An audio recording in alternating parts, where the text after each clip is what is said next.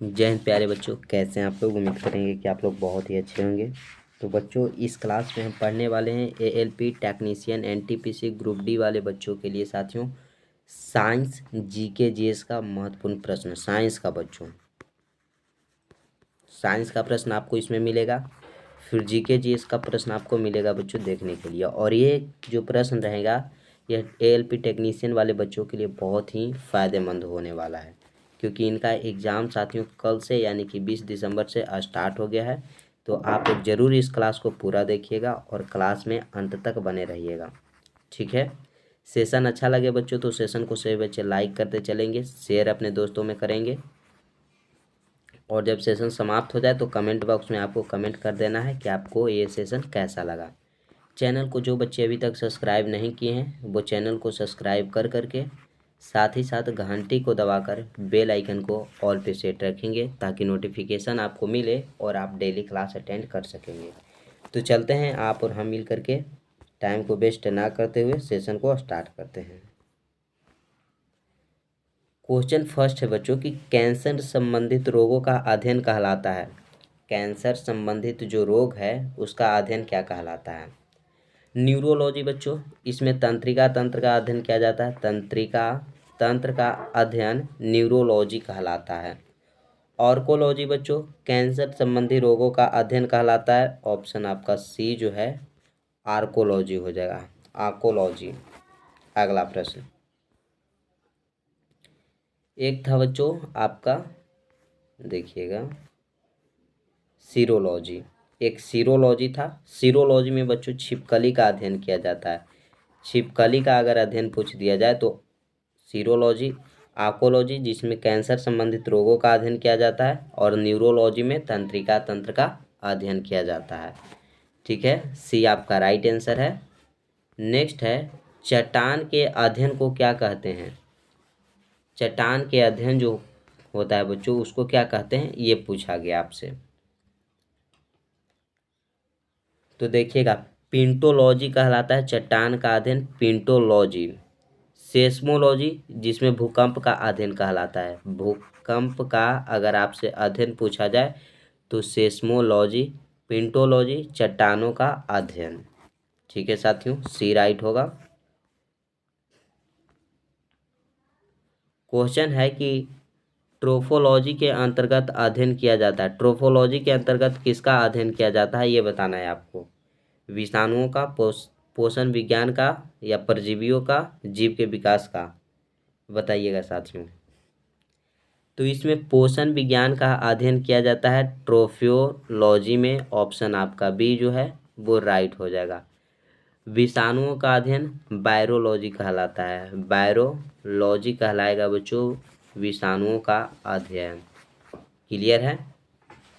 अगला प्रश्न है वो देखना है आपको, एकास्टिक अध्ययन से संबंधित है। एकास्टिक अध्ययन से संबंधित है क्या, प्रकाश, ओम, त्वरण या ध्वनि। तो इसमें साथियों ध्वनि जो है वो एकास्टिक अध्ययन से संबंधित है। डी आपका राइट हो जाएगा। ओम प्रतिरोध का मात्रक होता है, प्रतिरोध का मात्रक ओम होता है। नेक्स्ट प्रश्न देखिए, विटामिन की खोज किसने की। क्वेश्चन पूछा गया बच्चों कि विटामिन की खोज किसने की है। फंक, एफसी हॉकिंस, फिजो या जे प्रिस्टले, बताइएगा। तो अब देखना है आपको कि विटामिन की खोज किसने किया। देखिएगा बच्चों, जे प्रिस्टले है, इसने ऑक्सीजन की खोज की। हॉकिंस ने विटामिन डी की खोज की, और फंक ने विटामिन की खोज की। वो भी कब किए विटामिन की खोज, तो 1911 ईस्वी में फंक ने विटामिन की खोज की, ठीक है। अगर पूछ दिया जाए आपसे बच्चों, अगर आपसे पूछा जाए कि जो विटामिन डी है इसकी प्राप्ति कहाँ से होता है, तो सनलाइट से, सूर्य के प्रकाश से। सनलाइट से बच्चों प्राप्ति होती है विटामिन डी की, जिसकी खोज एफसी हॉकिंस ने किया, हॉकिंस ने किया। जे प्रिस्टले ने ऑक्सीजन की खोज की 1632 ईस्वी में बच्चों, ऑक्सीजन की खोज किए। यहाँ तो कट गया। अब देखना है आपको क्या करना है आगे, थोड़ा सा वेट करना है साथियों। कट गया था, थोड़ा सा वेट करें, अगले प्रश्न पे चलेंगे। मार्कोनी ने आविष्कार किया था, पूछा गया कि मार्कोनी ने किस चीज़ का आविष्कार किया, तो रेडियो का आविष्कार प्यारे साथियों मार्कोनी ने किया। अगर टेलीविज़न का बात किया जाए तो जॉन लोगी वेयर्डे ने किया। किसने किया टेलीविज़न का आविष्कार? John Logie वेयर्डे।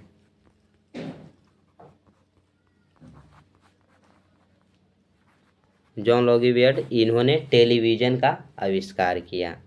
बिजली का बल्ब बच्चों एडिसन ने, विद्युत बल्ब एडिसन, एडिसन हो जाएंगे, एडिसन ने विद्युत बल्ब का आविष्कार किया, याद रखिएगा। अगला है कि माइक्रोफोन में निम्नलिखित में से कौन सा ऊर्जा रूपांतरित होता है, रूपांतरण होता है, कौन सी ऊर्जा रूपांतरण होता है? तो ये होता है बच्चों ध्वनि से विद्युत ऊर्जा रूपांतरण होता है माइक्रोफोन में।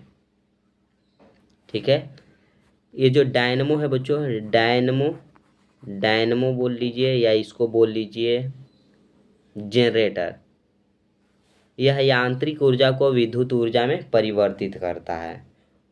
ठीक है, यांत्रिक ऊर्जा को विद्युत ऊर्जा में कौन परिवर्तित करता है? तो डायनमो हो जाएगा।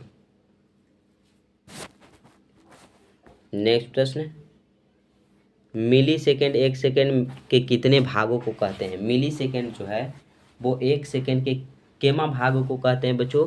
तो हजारवां भाग जो है उसको मिली सेकेंड कहते हैं।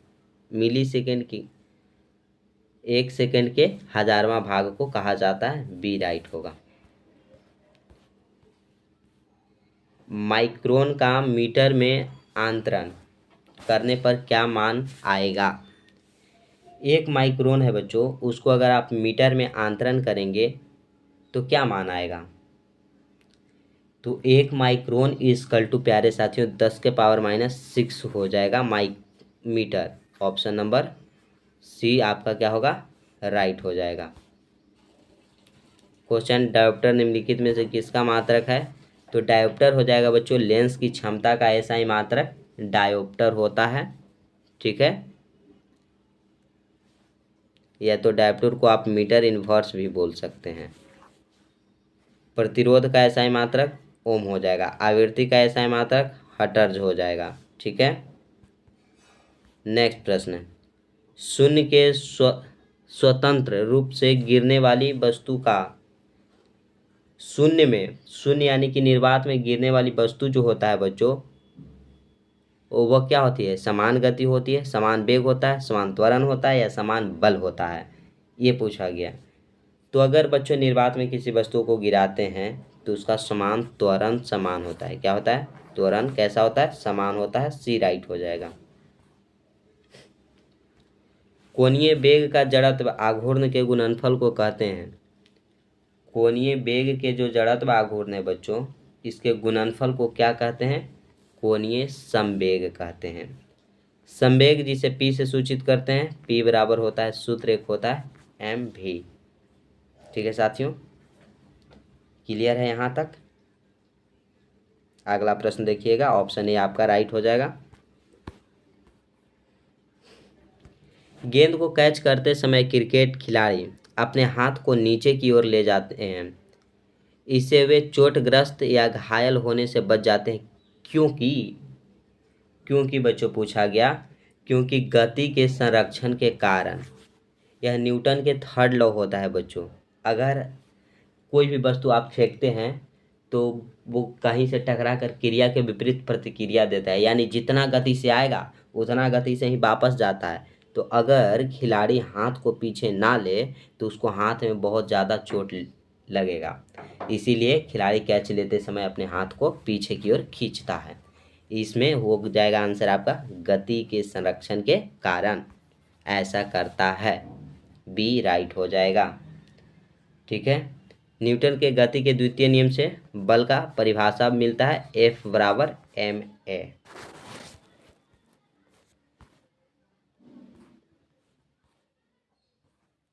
एक समान वृत्तीय गति में बोला गया बच्चों, तो त्वरण एवं वेग दोनों ही परिवर्तित होते हैं एक समान वृत्तीय गति में। ऑप्शन सी राइट हो जाएगा। सरल आवर्त गति कर रहे कण का त्वरण सर्वाधिक होता है। सरल आवर्त गति कर रहे कण का त्वरण जो है बच्चों सर्वाधिक होता है किसमें? दोनों छोर पर अलग अलग, दोनों छोर पर, मध्य बिंदु पर, या इनमें से कोई नहीं। तो साथियों दोनों छोर पर सर्वाधिक त्वरण होता है। ऑप्शन बी राइट होगा। नेक्स्ट है, पेड़ पर लगा फल जब टूटकर नीचे गिरता है तो उसकी गति होती है। देखिए पेड़ है बच्चों, ये पेड़ है और ऊपर फल लगा हुआ है और ये टूट कर नीचे गिर रहा है, तो इसकी गति कौन सी होगी ये पूछा गया है ना। तो इसकी गति होती है बच्चों सरल रेखीय गति, क्योंकि यहाँ से गिरेगा तो ऐसे गिरेगा। और यही सेब गिरने से बच्चों, एक सेब गिरा था तो वहीं से न्यूटन ने गुरुत्वाकर्षण की खोज कर दी और पूरा फिजिक्स बना दिया। कणों की व्यवस्था अत्यधिक क्रमित होती है। कण की व्यवस्था जो है अत्यधिक क्रमित किस में होती है? ठोस में, द्रव में, गैस में। तो देखिए ठोस के कण बच्चों बहुत पास पास होते हैं, द्रव के कण की दूरी थोड़ी होती है, और गैस एक यहाँ तो एक ऐसे होता है। तो ठोस पदार्थ में कण की जो व्यवस्था है अत्यधिक क्रमित होती है। ऑप्शन ए राइट हो जाएगा। प्लाज्मा बच्चों पदार्थ की चौथी अवस्था है। कौन सी अवस्था हो जाएगी? चौथी अवस्था हो जाएगी। ठीक है, अगला प्रश्न, उस धातु का नाम बताइए जो कमरे के ताप पर द्रव अवस्था में पाई जाती है। धातु पूछा गया आपसे कि उसका नाम बताइए जो कमरे के ताप पर द्रव अवस्था में रहता है। तो हो जाएगा आपका पारा, जिसे आप मरकरी भी कहते हैं। ब्रोमियम बच्चों यह अधातु है, अधातु है जो कमरे के ताप पर द्रव अवस्था में होता है। पोटेशियम जिसका संकेत के परमाणु संख्या 19। कैल्शियम बच्चों Ca जिसकी परमाणु संख्या 20 हो जाएगा। हड्डियों में कैल्शियम पाया जाता है, हमारे दांत में भी कैल्शियम पाया जाता है।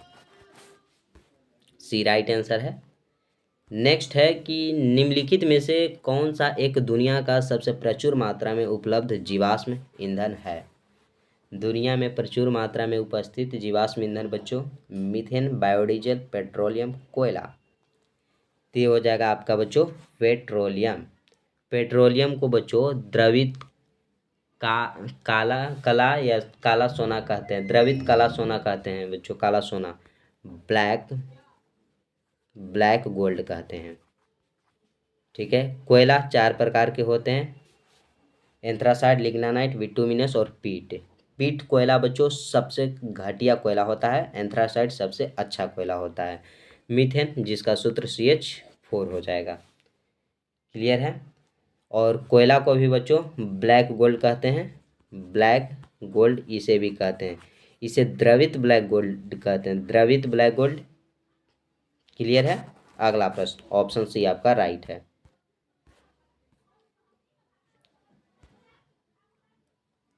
बकमिनस्टर फुलरीन किसका अप्रूफ है? देखिए फुलरीन अगर भी रहता बच्चों तो हो जाएगा आपका कार्बन के अप्रूफ हो जाएंगे। ऑप्शन सी राइट हो जाएगा। हीरा पूछ दिया जाए तो कार्बन के अप्रूव। ग्रेफाइट पूछे, ग्रेफाइट तो ग्रेफाइट भी हो जाएगा कार्बन के अप्रूव बच्चों। फुलेरीन किसका अप्रूफ हो जाएगा? तो ये भी हो जाएगा कार्बन का ही अप्रूफ हो जाएगा। कार्बन जिसका संकेत है C, परमाणु संख्या 6। ओके, अगला प्रश्न देखिए,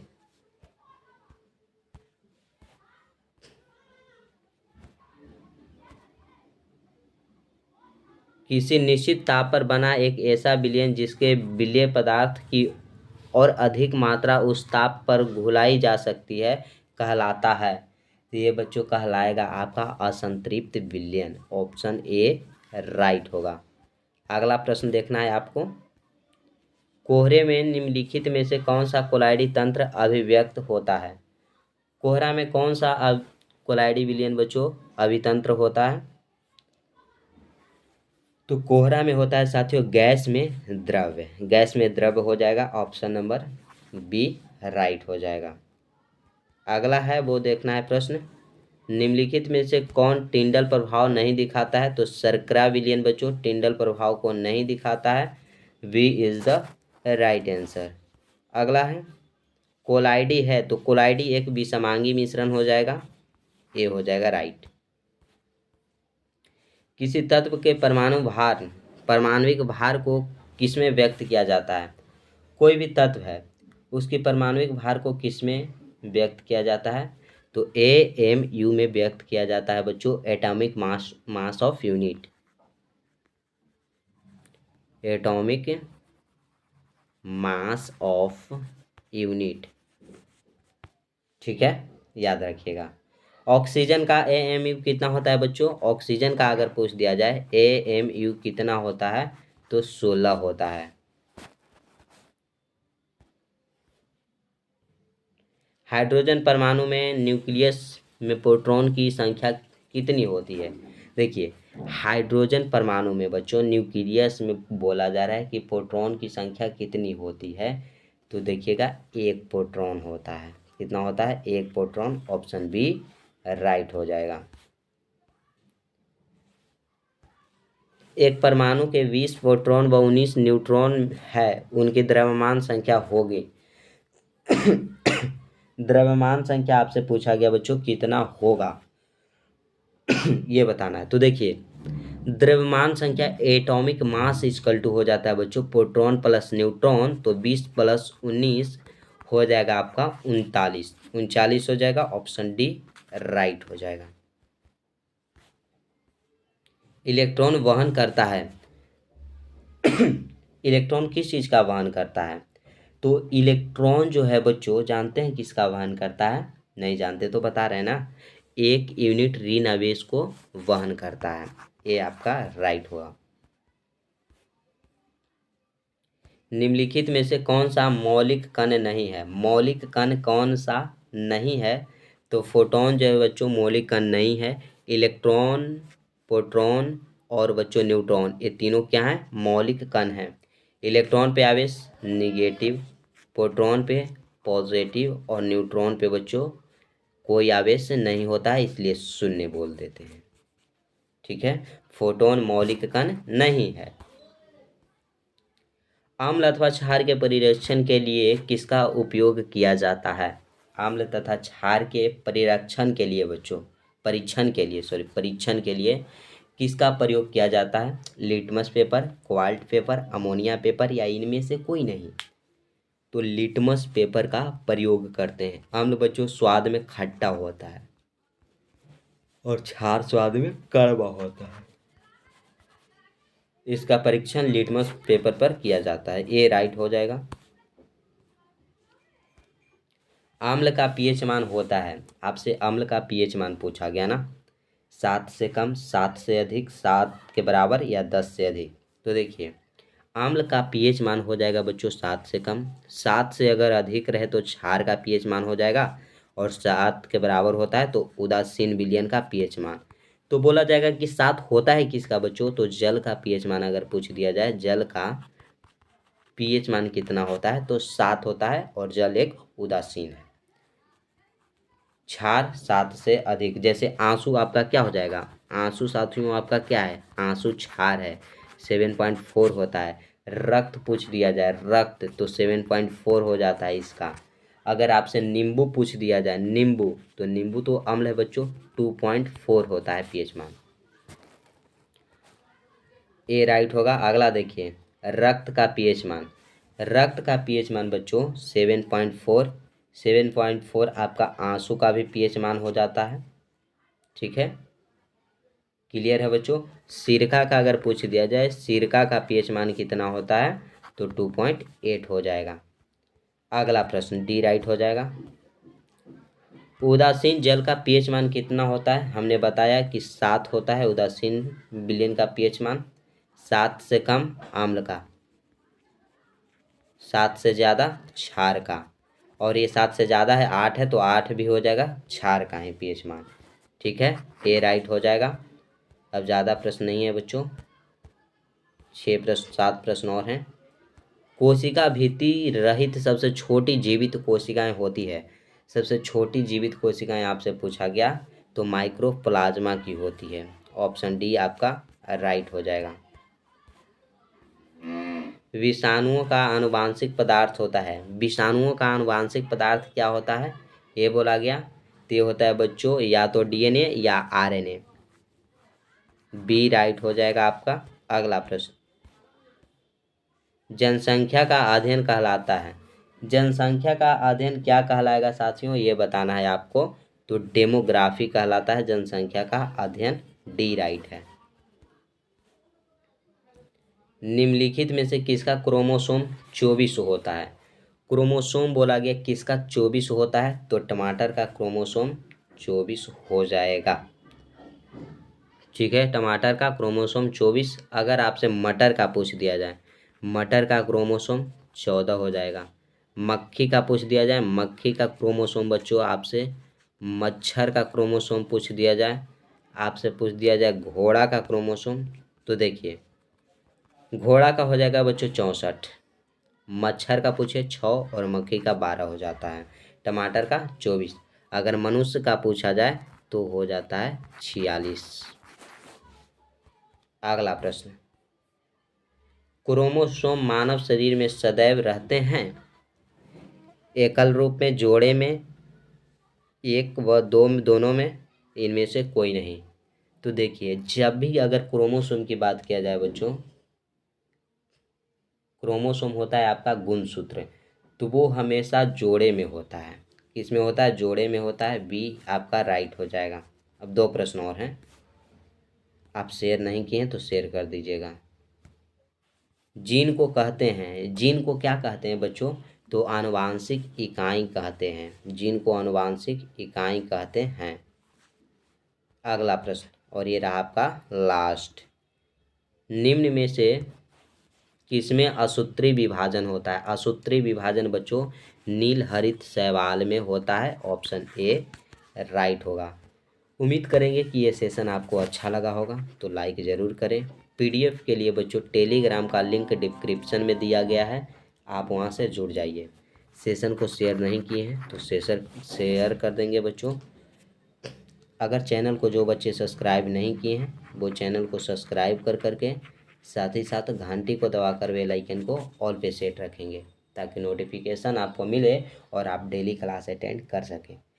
कल से आपका एग्ज़ाम है बच्चों, और कल से टेक्नीशियन वालों बच्चों के लिए और ख़तरनाक प्रश्न लेकर के आएंगे जिनका आगे एग्ज़ाम है। ठीक है, तो आप लोग ज़रूर क्लास में जुड़िएगा। इसके लिए बस इतना ही। जय हिंद साथियों।